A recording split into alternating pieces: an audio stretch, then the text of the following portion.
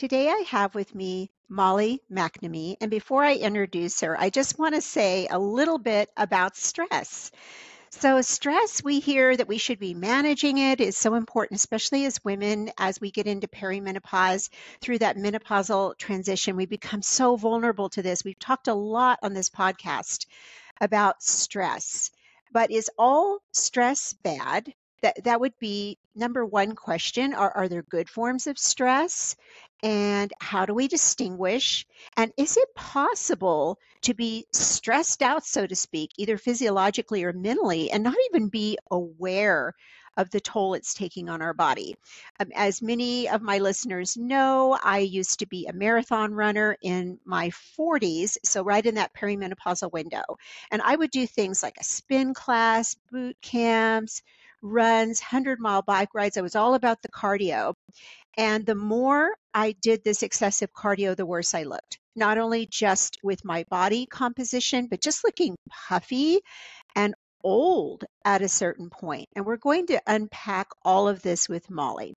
Molly is the founder of MFit Workouts and the co-author of Becoming an Unstoppable Woman in Health and Wellness. Love it. She specializes in exercise for anxiety and stress hormones, among other things. She has quite a background in exercise physiology and personal training.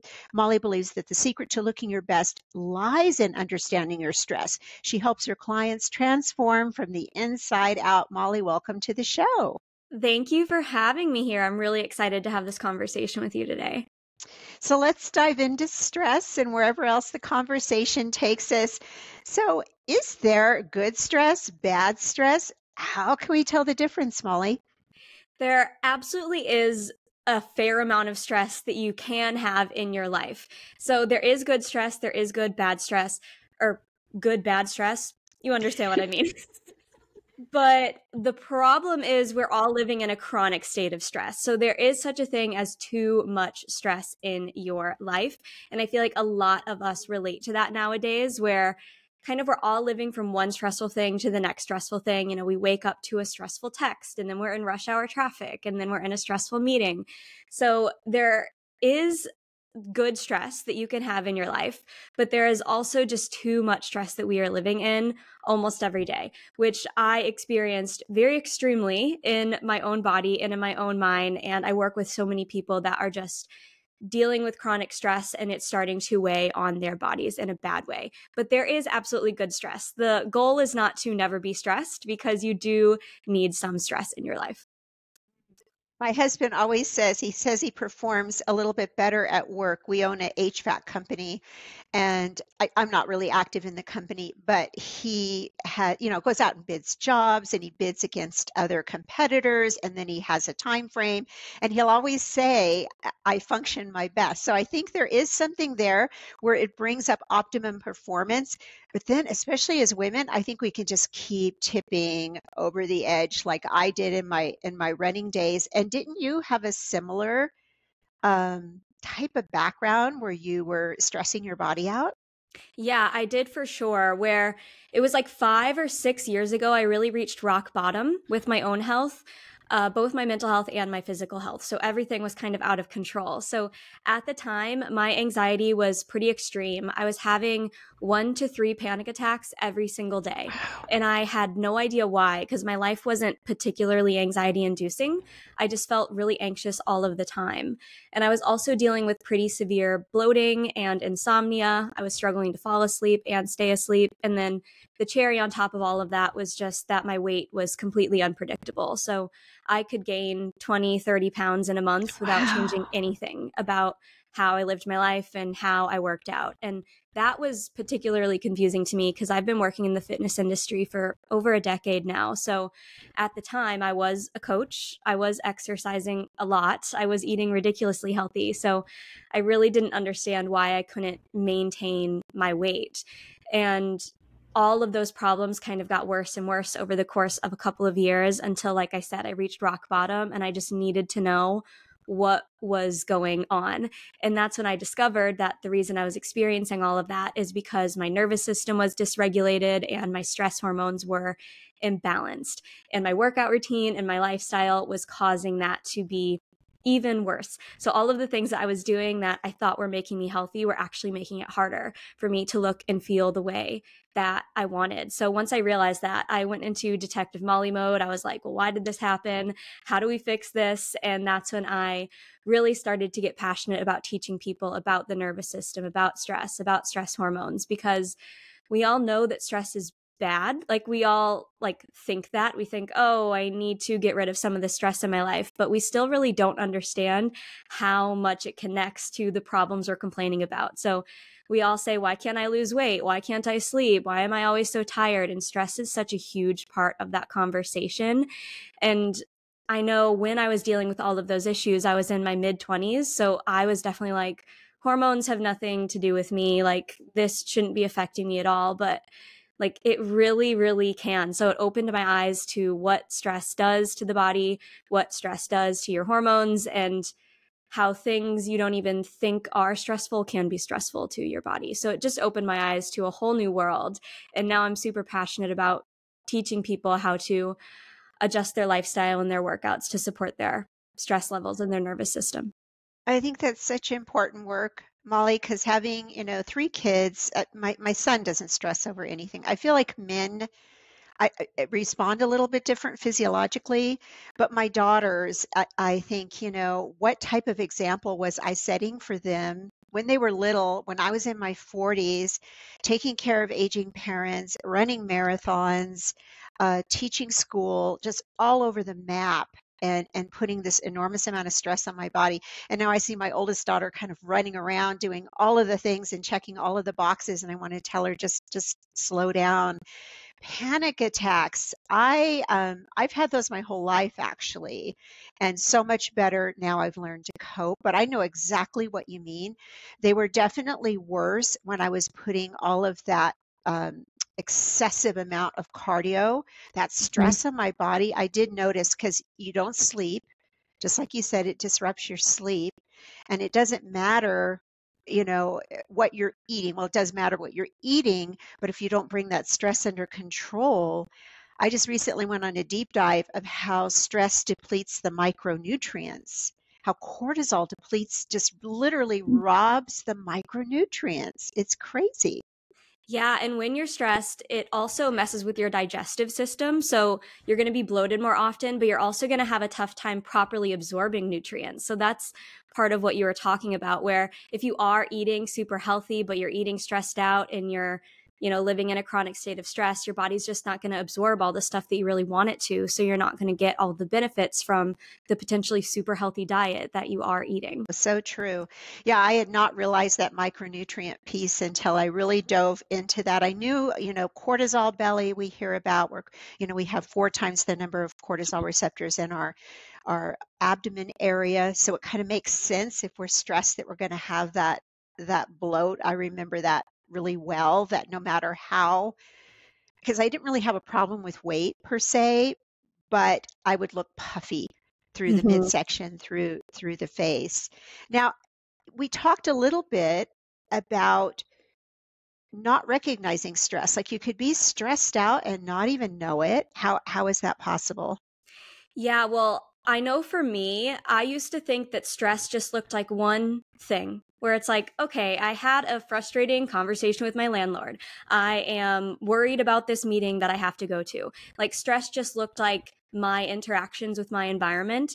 But there are so many things that can stress out your body that you don't even see. So, the air quality in the town you live in, the products that you use to clean your house, the products you use on your skin, things can stress out your body. You could have an infection you don't know about in your body. You could have some bacteria in your gut, or you could have hormonal imbalances that you have no idea about, but it's just stuff that's happening inside of your body that's completely unseen that is building that stress up and up and up. And then also things like tight muscles. You could have like a really tight neck or have sciatica pain, and those things, that constant inflammation and that constant pain is going to start to stress out your body, and that stress will build and build and build. So you may be sitting there thinking, my life isn't stressful right now. Like people have it harder than me. Why am I feeling this way? But if there is stressful things going on inside of your body and in the like environment around you, that can lead to chronic levels of stress. And that is what surprised me so much, because when my stress and anxiety was at its worst, I was truly like racking my brain of, why do I feel this way? What do I need to go to therapy about? What is going on right now? Like, why am I so anxious and why am I so stressed? But when my anxiety was at its worst, I actually had yeast in my gut that I didn't know about, that was creating stress in my body and triggering all of that panic. So it can be unseen things, which I'm not saying that to scare your listeners, but just to bring awareness to that, because I think so many of us are trying to think, what in my life can I get rid of that's stressful? But you can't necessarily get rid of everything, because that's unrealistic. And then there also are things that you can't physically get rid of, because it's just like air and products and stuff like that. So it's just good to have like a stress process in your life, of have habits in your life that help your body de-stress, have really healthy things that you do that can support your nervous system, because you can't possibly avoid all stressful things. But that was really fascinating for me to learn about, because I was just like, oh, stress is just people, but it's so much more than that. Stress is people. I love it. I need a t-shirt that says or a bumper sticker or something. There you That's too go. funny. That's too funny. I guess our responses to people can be really, really stressful. Mm-hmm. And I'm always been a sensitive person. Like as a kid, I was told, "You're overly sensitive, Carol," and so I think that that adds to it, if it, personality. Because my son is not, as I mentioned before, he is completely chill. He was an air traffic controller in the Navy, so he handled, all the planes coming in. I would have been, screaming and running as soon as those planes came in. But, I think there's differences in personality too that play into this. And then, of course, age and stage of life, all of that. Now, what were the tools that you started to use once you recognize, okay, you recognize this is an issue? How did you, um, attack it, so to speak? Yeah, so my situation was kind of unique because I was kind of forced into realizing it. So I got in a hiking accident and got a concussion, and I was literally Oh, forced to then change how I exercised and how wow. I lived my life, because I was recovering from a concussion. So before that concussion, I was still having all the panic attacks. I was doing all the workouts. I was doing all the things. I had all those bad symptoms. And then I had concussion symptoms for like a year. It was really bad and really frustrating, but it was kind of a blessing in disguise, because I was forced to change my habits and I was forced to change the things that I was doing. And then by making those changes, everything really shifted for me. Like I started to feel a lot better mentally and physically. The bloating was gone. I was sleeping better. I was able to maintain my weight. And that's when I really started to put the puzzle pieces together, that literally my lifestyle and my workout routine was creating all of that stress to come about. So that was the thing that I needed to change. So I was forced to make extreme changes right off the bat. Like I will just stop, doing all of this cardio. I will stop lifting the heaviest weights I possibly can and working at such a high intensity. But the biggest things that I would say made the biggest impact for me was just pausing in my day, because when you're recovering from an injury, like you have to take more rest, right? So I was living in this hustle culture type life where I was a personal trainer and I had like 7 clients a day. I was running all around Los Angeles, California. Like I was doing a lot. So while I was healing, I really had to pause and breathe and take rests. And that really did start to heal my nervous system. I truly believe when I work with people now that have dysregulated nervous systems, they're coming to me with high levels of stress. That's the first thing I recommend they do. I just recommend that they pause between stressful activities for a minute or two. Just like stop and breathe, close your eyes. Um, and that can be really powerful because, like I said before, we can't remove all stress from our life. And I'm also, like you, like a sensitive individual. I've had high functioning anxiety for my whole life. And a lot of people that I work with also have some level of anxiety. And that's why their body is responding so strongly to the stress in their life. But just pausing, breathing, closing your eyes, drinking water, like those small tweaks, I find are the biggest game changer for the people I work with. And they definitely helped me start to calm my nervous system that was just always in fight or flight. And such simple advice that you can implement without spending a dime, without taking too much time. I know I've been in the car and felt stressed, and I'll stop and just do some deep breathing at a traffic light. Or during my day, I'll just take some time to pick up my puppies and hold them and, pet the kitty, something that calms my central nervous system. And I wear an Mhm. Aura ring. I don't know if you track your stress at all, but it surprised me when Aura added that functionality to the ring where it tracks the stress because it's pretty darn accurate. I've had times where I'm not even doing something stressful, but I'm thinking it, and that ring is picking it up, and you can see the little spikes on my chart, and they'll correspond because I'll look at it and go, "Wow, I was thinking of something stressful right at that period of time." And if I had just taken a moment, okay, that thought, I can address it once I calm myself down, it would have made all the difference, I think.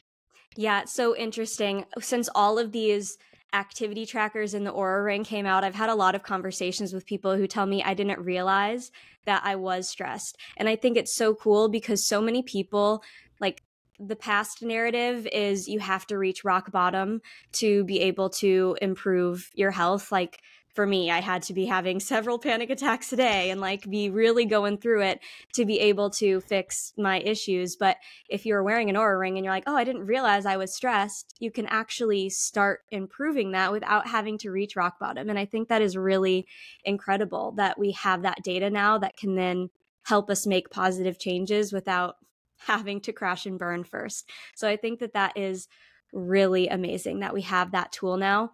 And I have found that it's just opened a lot of people's eyes to the stress in their life.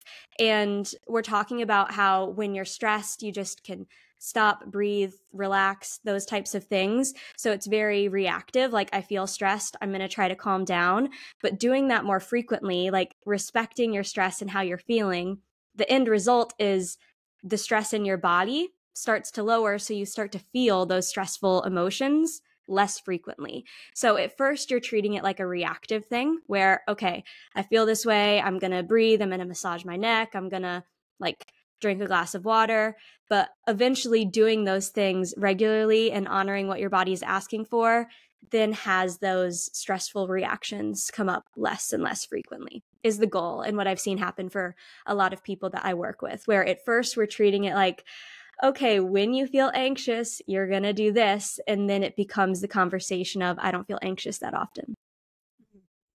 I think feeling like you have that control and that power back in your body is huge. I don't have near the number of panic attacks that I did, say, in my 30s or 40s or even early 50s. Because I recognize it. I can do a lot of self talk. I've got these tools now I didn't have. And then I also don't feel like it's just me, because I don't know if you ever had that thought, like you feel like, what is wrong with me? No, nobody else is doing this. It's just me. I don't know if you did that too, but I No. did. And that did not help because then I felt, okay, I'm some kind of abnormal human here. My reaction to stress, to these panic attacks. Now, how do you still get panic attacks? And if so, how do you back it out? How do you kind of disrupt that pattern? Yeah, so similar to you, I don't get as many panic attacks anymore, which is really incredible. And I completely attribute that to the lifestyle that I have built, making sure that it supports my nervous system in a much better way. But when I get a panic attack, I mean, I still have my triggers.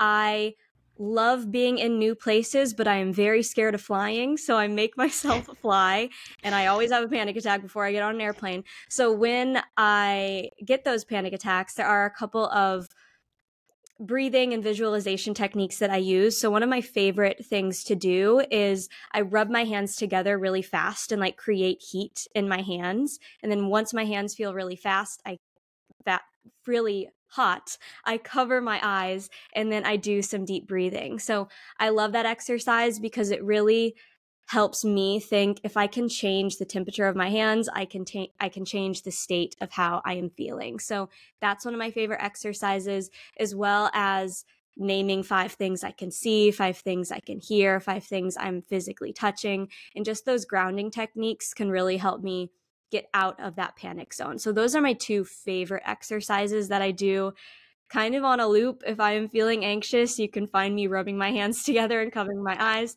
or you can see me just like breathing and focusing on the things that are in my environment. So those things help me a lot, but it's incredible how much panic attacks were a part of my life like 6 years ago and how little they are a part of my life right now. And that is an amazing story that I hear from a lot of my clients too, where they used to get panic attacks all the time. And then it's just setting up the right habits and the right lifestyle and the right workouts to support your nervous system can really lessen the amount of panic that you feel, which is so cool. I love the hand. I hadn't heard that of rubbing the hands together because I do find that sometimes if I'm in a panicky state, a little bit of movement of some type will help. And I don't mean pacing back and forth or anything like that, but just some type of movement, stretching, just anything that just kind of brings me back into my body will help. And then you hit on something I really love, and I think this is huge, is you fly despite being afraid or fearful of flying. I had the same fear. I actually just rarely have it anymore. It's kind of a passing thought. And the way I got over mine is kind of funny. So we adopted 3 children from China. We made 3 separate trips to China. And the first trip, I had avoided flying. I was 35. I had avoided it as much as I could. And to fly from Albuquerque to Beijing, I was like, I don't know, but I knew my child was there and I had to do this thing. And finally I just said this little prayer like, well, if God takes me off this planet as I'm trying to bring my daughter back home, well then so be it. There's something I don't know or I don't see, and I kind of just let it go. And that trip was a little hairy. We were on Russian planes a couple of times that made weird noises with the engines.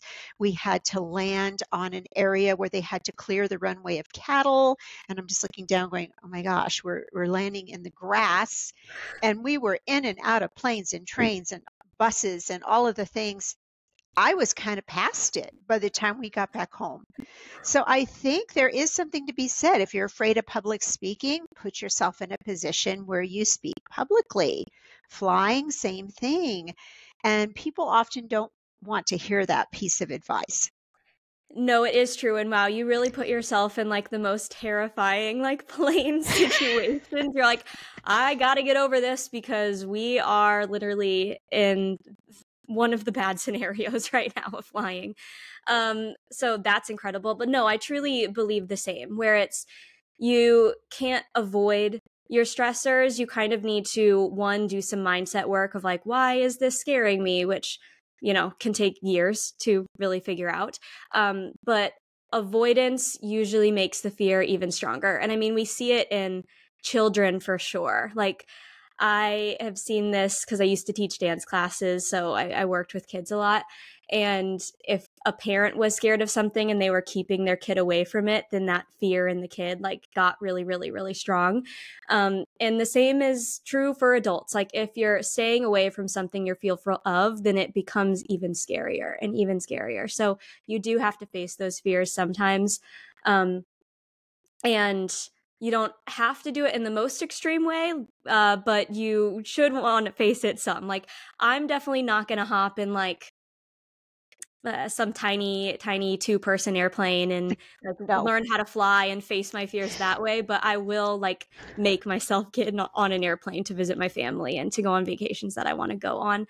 And then it's just learning like the techniques that you can use. And I definitely want to circle back to you saying how movement is helpful for that, because that's one thing that I teach my clients as well too. Like you can use exercise to look good and, change your body. You can use exercise to lower your stress, but you can also use specific exercises and stretches in the moment when you feel anxious. Like if you're familiar with a pigeon stretch, like stretching out your hips some, that's amazing to do when you feel anxious. I remember I read that one time.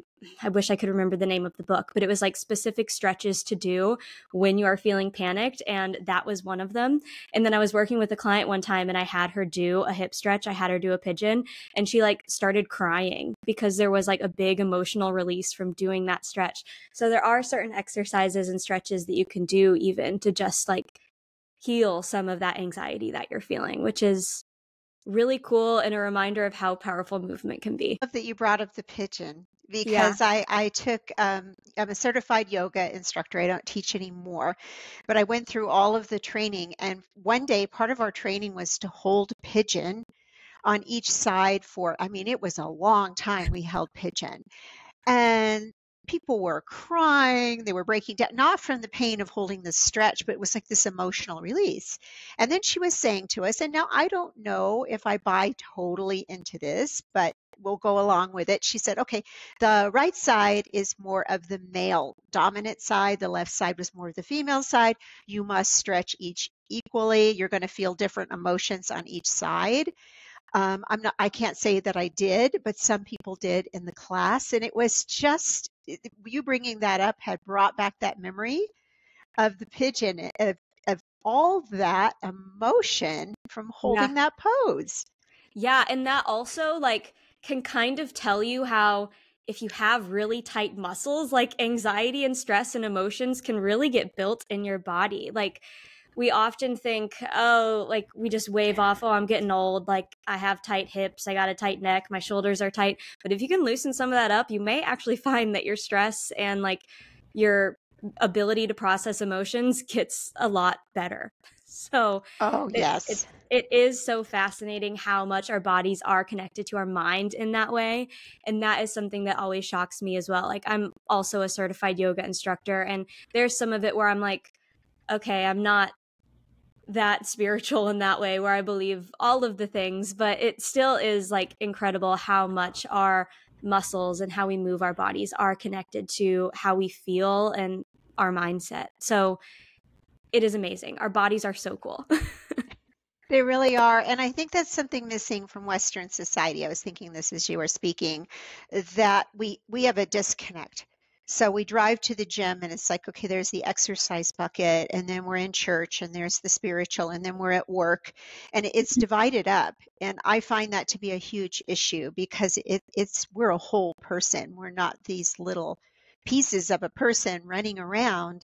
And I think that's how we can get into trouble when the mind is not in sync with the body.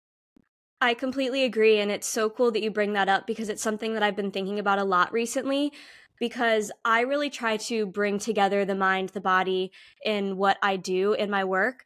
But yeah, people normally go, okay, I have anxiety, I'm going to see a therapist. I have a tummy ache, I'm going to go to the doctor. I want to lose weight, I'm going to go to a fitness coach.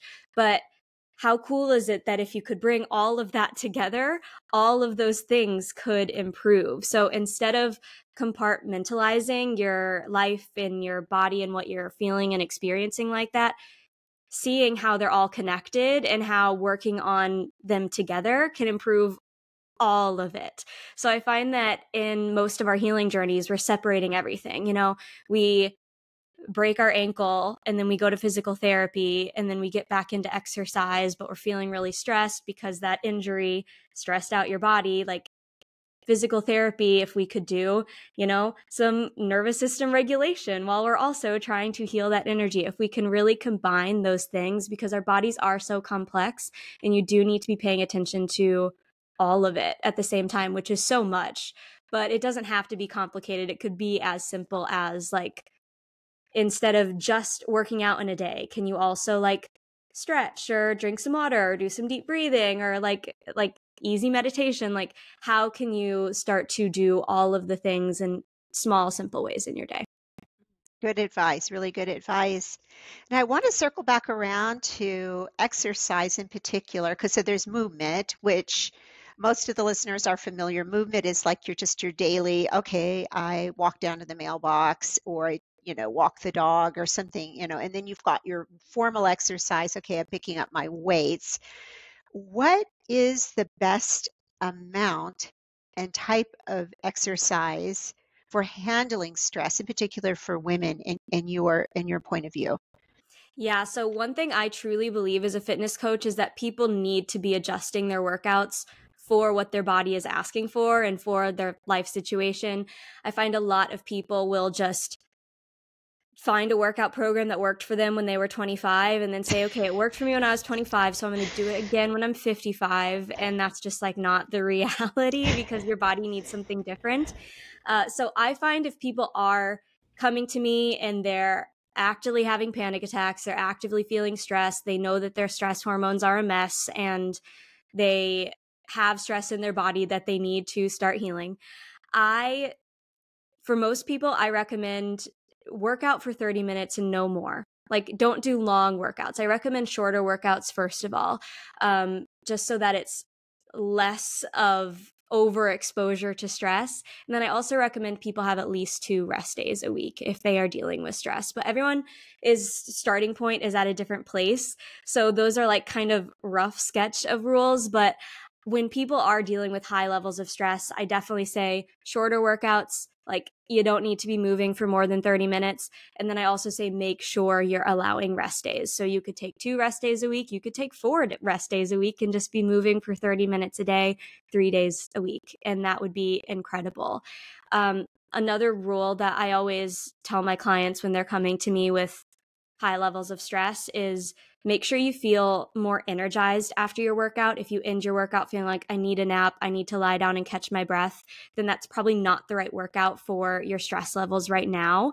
You don't want to be ending each workout feeling dead. If you are already coming from a place of like, you're tipping over the ledge, your stress is kind of taking over, you want your workouts to feel more energizing. And then I will say lastly is I encourage people to do a shavasana after they finish their workout. And I know you're familiar with yoga, so you know this, but it's basically just lying on your back, closing your eyes and breathing for 1 minute to 3 minutes. And I recommend everyone do that after every workout that they do, so that you can activate that parasympathetic nervous system after activating your sympathetic nervous system throughout your workout. So just to have that balance. I think that that's a really powerful thing to do regardless of if stress is kind of consuming you or not.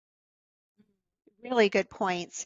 When I used to teach group fitness, such a different time, but I was taught that, okay, make your class an experience. You're taking them on a journey. And that really stuck with me. And I use it even with myself, where you've got this kind of warm up build up, you've got the crescendo to the top, but then you always come down the other side kind of on this gentle stretching, bringing the heart rate down. And I think that gets lost if we go to the gym. We're kind of on our own. We're rushing and we're trying to get the weights in. I'm guilty of this, and I've got an appointment or a client, and so I rush out the door, and there's no gradual build up and there's no come down. It's just straight on, go hard as you can for 45 minutes. Yeah, and that to the body feels like, okay, I just got in a screaming match with my best friend. We're mad at each other, we're stressed, and now I'm just going to go right into a work meeting. Like, that is what that feels to the body, where it's like, okay, we were highly stressed and now we're just getting right back into the next stressful thing. So having that come down, I like how you explain that, of taking your body on a journey through your workout, because that is super important. And I find when people are either familiar with exercise or even unfamiliar with exercise, people just kind of like hop right into their cardio or hop right into their weights. And then they maybe do one stretch and that's it. And then that's all their cool down is. But it really should be build up, build down in your workout, or it's going to feel really shocking to your body. And if your body is already stressed, you don't want to shock it to that extreme. You want to be gentle with it and allow it to go through that journey. So I love how you explained that, because that was never explained to me in that way. But I've taught a lot of group fitness as well, and it is always, okay, find that mountain of Yes. start low, go high, then get low again. So yeah, I agree. Now, with strength training, and I'm sure you are a proponent of it, how do you feel about heavy lifting versus, say, high reps and low weight? There's always this debate going back and forth. And I know I've seen a lot of telling older women, lift as heavy as you can for just 6 reps. Well, I had back surgery. I had a spinal fusion over this summer. That's not feasible. I can't lift so heavy that I can only do 6 reps with my lower body. It's an impossibility. So yes, it's great. Lift as heavy as you can, get that stimulus. But then I think there's everything in between. Yeah, I honestly think that the people who say this is the only way to build muscle are, well, either just trying to sell their services or they are kind of have blinders on and don't see that there is another way. Because I truly believe that there are a lot of ways to train your muscles. And yes, I believe that everyone should be doing strength training to some capacity, especially women in midlife. You need to be training those muscles because obviously, as you age, hormones are changing, muscle mass is going down. You need to fight against that by training your muscles. But strength training can look like so much. You could do body weight, you could do a wholly body weight workout and have it be super effective. You could use resistance bands, you could use light weights, high reps, you could go heavier. I truly think, one, find what you like because you're not going to stick to it if you don't like it. And if it feels like torture to you, then it probably feels like torture to your body. So you need to find something that your body is liking and you are liking.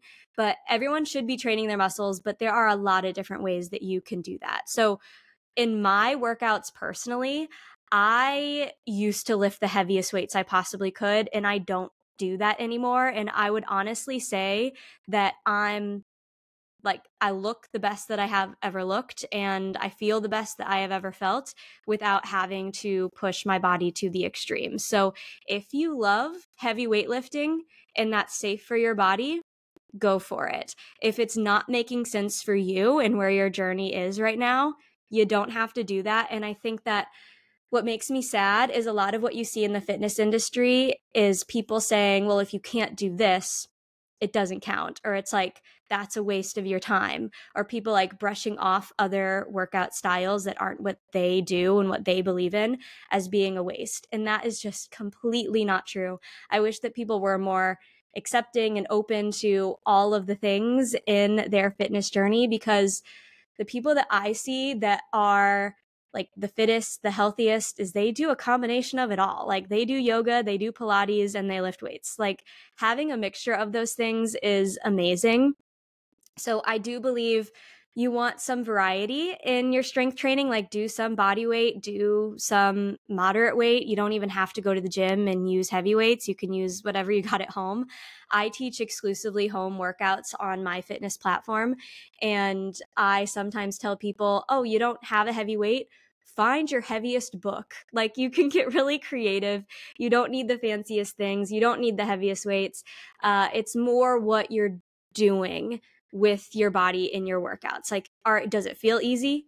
Then maybe you need to tweak the exercise or tweak the tempo or tweak the amount of reps you're doing. Does it feel too hard? Also need to make tweaks. So I believe everyone should be training their muscles. I also believe there are so many ways that you can train your muscles. So there doesn't need to be those hard and fast rules of this is good, this is bad, nothing in between. It's not black and white like that. Having a balance of all of the things is best in my eyes usually. I would agree with that, and it's more fun. The variety is a lot of fun for clients to be able to go, okay, I'm not just lifting and now I'm walking, now I'm doing yoga, now I'm doing some Pilates, and they've got a mix of all of those things. I know I enjoy that. And I think intensity has a place, but it's almost like a prescription. I say this about cardio too. Like you wouldn't take the whole bottle, hopefully, of pain pills, maybe some people, or the antibiotic. You take the right dosage for what you have, that you want to heal in your body. And I feel like sometimes the intensity we're thinking we need to bring that same intensity to every single workout. And I know with mine, the intensity varies. Like maybe I got a poor night's sleep, so the intensity goes down. Maybe, boy, the readiness score on my ring was, a 98%. and I'm going to work out a little harder that day. So I think knowing when to dial it up, knowing when to dial it down, and using it in dosages. I completely agree with that. I truly think people need to be adjusting for how they feel in the day. And also, if you are dealing with high amounts of stress and you're having a bad day, going off and doing the most intense workout you can possibly do is not beneficial to you. You're not going to get the results that you want to see from that workout. It's not going to feel good to your body, and it's going to stress you out more. So allowing that flexibility in your intensity is super important, because I see this all the time where people are extremely stressed and extremely anxious, but they still are just going and lifting the heaviest weights they can and doing high intensity cardio, and their body's not changing, and they're super annoyed and they're super confused why it's not changing. But it's not changing because your body is stressed, and you're stressing out more with those workouts. So being able to say it needs to be a lower intensity day for me because a higher intensity workout is not going to be beneficial is super important. And that is sometimes tough to figure out if you're not super in tune with your body. I think one thing that's valuable for everyone to do is to keep a little vibe check journal where you just write down, like, how's my energy today? How did I sleep last night? Am I bloated? Am I anxious? Like, track some of those main things. If you have an Aura ring, it's going to tell you those things anyway. But if you're tracking those things yourself, you're going to get more in tune with your body and really know when you need something different. I just a couple of weeks ago, one of my one-on-one clients came to me and said, I got a new job. Like, I have 2 jobs. They're both changing. My daughter is not sleeping. Like, so many stressful things are happening in my life. I'm feeling really overwhelmed. Should I keep doing my workouts? And I was like, we should change your workouts, because the workouts that you have scheduled for you right now don't make sense for that stress level. So hopefully that's encouraging to people to think, okay, you don't have to just stick to one routine and say, this is what I'm doing, and if I don't do this, I failed. It's actually more of a win to adjust your workouts for what your body is asking for, because doing the hardest workout when you're feeling really bad is not beneficial. Oh, I can attest to that, having been through the back surgery. So the stress I've had has been mostly physiological the past few months, and I have to recognize my limits. And I am back in the gym. I am working out, but I'm really watching that intensity because my body's just not taking higher intensity right now at all. And so I've had to find other ways. I've had to slow down the tempo. I've had to really get into the muscle, into that mind connection where I'm feeling that muscle and contracting it. Maybe more reps, but slowing them down a little bit. I've had to use other techniques. So looking at those stress levels, it's the same with intermittent fasting. I always tell people, okay, that's a tool, but it's not meant to be this rigid thing that you pull out and you do this 18-hour fast every day, because your body, maybe you didn't sleep the night before, maybe you're in perimenopause and your estrogen is up and down and your cortisol is dysregulated and your blood sugar is dysregulated, and you've got to back it off and open up your feeding window. And I think it's the same with exercise. It's a tool. We're in Mm-hmm. control of how we use that tool. Yeah, and it shouldn't be just the same rules every single day. I always say when people talk about intermittent fasting, I'm like, it's called intermittent because you're supposed to do it intermittently. Yes. You don't have to do it every single day for the rest of your life. Like, and same with your exercise routine. Like, it doesn't have to be the same thing every single day. And I know that there are some people that love that style of training where they're like, I do the same 5 exercises and that's it, and this is what my body likes, and this is what I'm used to. And if you are someone who is like, I respond and I love that rigidness, then great for you. Again, find what works for you, and that doesn't work for most people, but that does work for some. So it's allowing that flexibility. And I like how you compared it to intermittent fasting, because I feel the same, where it's the rules don't have to be hard and fast. I always tell clients, toggle this, toggle the switch, move it a little bit. And sometimes your results are in those tiny incremental changes. They're not in big fluctuations like, oh, you're not losing weight. Let's give you 5 HIIT workouts of 45 minutes each. It's in these small little nuances. Yeah. And that is another thing that we see so much in the fitness space is it's all about extremes. People are either not exercising at all, or they're thinking, I'm really out of shape. I need to start exercising. And then they start going to the gym 5 days a week. There should be something in the middle of that. We all are way too quick to jump to extremes. And as we've said multiple times throughout this conversation, your body doesn't necessarily love extremes because if you're already stressed, if life is already stressing out your body, jumping to those extremes is going to stress it out more and then make it even harder for you to reach those goals that you are attempting to reach. And that's going to be frustrating to you. And then you're going to stop doing the workouts because you're not seeing results. And then again, you're either doing nothing or you're doing everything. Good point. There's an account, Cancer Daddy, Dr. Joe, and now I'm drawing a blank on his last name. I follow him. I followed him a long time, but he just did a great post on extremes. And he said extremes are easy. It's very easy to be extreme. It's more challenging and requires more critical thinking to be in the middle. And I loved that. I thought, oh wow. And he was talking specifically about nutrition and fitness and people's views even about cancer and cancer treatments. And some people saying, oh, you have to be all natural, and others, oh, all Western. And, when in reality, there's a meeting point in the middle. Yeah, there's a meeting point in the middle and it's different for everyone. I think is also important to note because I find a lot of people, especially in like the nutrition and fitness space, they think, oh, this worked for my best friend, so I'm going to do exactly what they did. Or they follow a fitness influencer and they're like, I'm going to do exactly what they're doing because they look good and I want to look like them. But all of our bodies are so unique. So your middle place and the balance that you find is going to be super unique to you. So that's why it's tough to just follow a cookie cutter program and say, this is what I'm going to do. It needs to match what you need. Such a good point. When I was starting out fitness competitions and doing bikini bodybuilding and figure bodybuilding, and when I first started, you know how you try to look for that example, and I was trying to look for women close to my age doing the same thing, and wound up comparing myself to somebody 15 years younger at the time who was not natural, because in the bodybuilding competition world, it is well known some people will use certain substances to increase results, some don't, some are all natural. No judgment here, but I was comparing myself to somebody where I had no intent of doing what she was going to do. I wasn't her age. She was huge. I'm small, and thinking, okay, that's how I'm going to look.